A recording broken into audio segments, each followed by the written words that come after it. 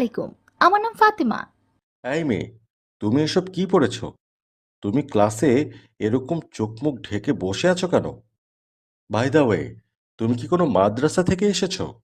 জি না স্যার, আমি শহরের একটি ভালো ইংলিশ মিডিয়াম স্কুল থেকে পাশ করেছি। আর আমি যে পোশাকটি পরে আছি এর নাম হলো বোরকা। কিন্তু তুমি বোরকা পরে কলেজে কেন এসেছো? তার কারণ আমি একজন মুসলিম নারী। পর্দা আমার জন্য ফরজ।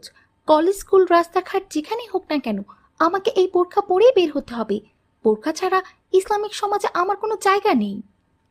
দেখো, তুমি এই শহরের একটা নামকরা কলেজে ভর্তি হয়েছো। এখানে সবাই অনেক বেশি আধুনিক, অনেক মডার্ন। তুমি যদি এদের সাথে খাপ খাইয়ে চলতে চাও, তাহলে অবশ্যই তোমাকে পর্দা ছাড়তে হবে। আশা করি তুমি আমার কথার মানেটা বুঝতে পেরেছো।